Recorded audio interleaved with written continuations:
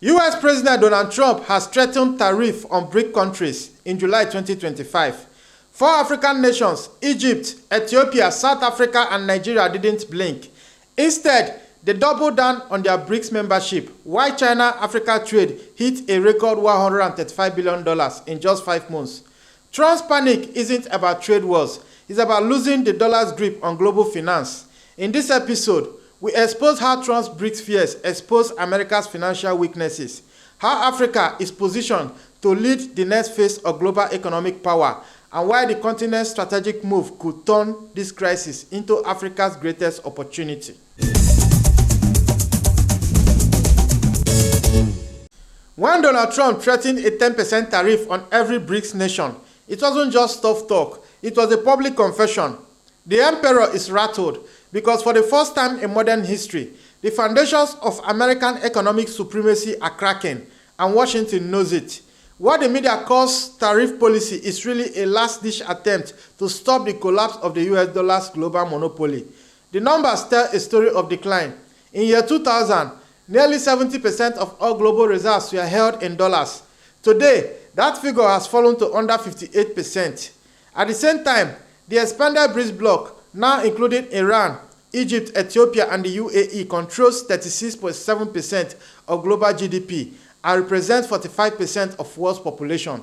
Trump isn't facing a trade bloc, he's facing a revolution. This is what he meant when he warned that losing the dollar's reserve status would be like losing a major world war. It's not just currency competition, it's existential. Russia and China now settle nearly all of their $240 billion trade in rubles and yuan.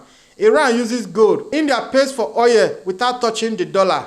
These aren't isolated experiments. They are proof that a multipolar world is not only possible, it's already happening.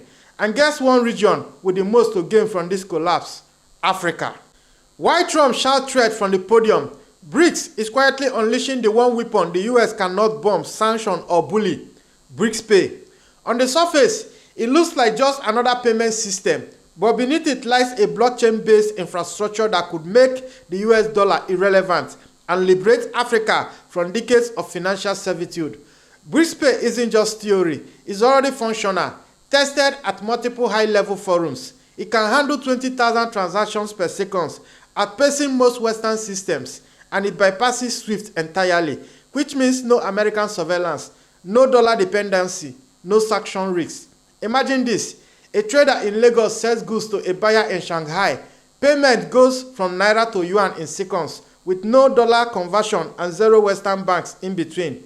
No hidden fees, no delays, no middlemen taking a cut. For Africa, this is revolutionary. We lose about $5 billion annually in foreign exchange costs, a quiet leak from the continent into Western vaults. BRICS Pay plugs that leak. It keeps the wealth at home. But the real warning shot came in 2022 when the US froze Russian dollar reserves. Every African leader got the message: your money is only yours until Washington disagrees. BRICS Pay is the insurance policy. Financial sovereignty in real time. And yet, this is just the surface. The next phase is even more dangerous for the empire: debt-free development finance outside the IMF. While the IMF demands austerity and the World Bank preaches privatization, BRICS has quietly introduced a different model, one rooted in sovereignty, not submission. The new development bank is the first major multilateral lender where Africa isn't treated like a beggar, but a partner. No structural adjustment, no political condition, just strategic infrastructure finance. And the numbers prove it's real. In 2024, the NDB approved a $1 billion loan for South Africa's water infrastructure, followed by R5 billion for its transport sector, not in dollars, but in local currency. This isn't charity, it's investment by the fastest growing economies on earth, and it speaks a language Africa understands: development without domination. What makes the NDB revolutionary is governance. Unlike the IMF, where Washington holds a veto, every founding member, including South Africa, has equal voting power. No one is above the others. African priorities are no longer sidelined, they are funded. With its Africa Regional Center in Johannesburg, the NDB is targeting the continent's $100 billion annual infrastructure gap, from energy projects in Ethiopia to to transport corridors linking Cairo to Cape Town. This is how sovereignty is built, not with handouts, but with concrete, steel, and roads. And yet, what's coming next will shake the dollar's foundation even harder. A currency system immune to US control. BRICS boldest move yet, a proposed gold-backed currency unit, and Africa holds the ace that could make it unstoppable. While Trump clings to the mighty dollars, BRICS central banks have been quietly stockpiling gold, adding over 1,000 tons annually for the past 3 years. This new BRICS currency, backed by gold and a basket of member currencies, promises something no fiat currency can offer: real-world stability. For oil and commodity exporters, it's a lifeline, a system tied to tangible assets, not the unpredictable politics of Washington. Africa's role in this transformation is critical. The continent produces over 20% of world's mined gold. Ghana, South Africa, Mali, and Tanzania are among the top producers globally. For the first time, Africa's mineral wealth could anchor a global reserve asset, earning returns and geopolitical power where once there was only extraction. This isn't just an economic shift, it's a transfer of power. When African gold backs global trade, African nations become price setters, not price takers. We move from the periphery to the center. A gold-backed BRICS unit could give African nations the monetary sovereignty they've been denied since independence. No more currency collapses from foreign rate hikes. No more wealth loss from imported inflation. But for any currency to matter, it must first move. That's where the next play begins. BRICS trade integration across Africa's economic corridors.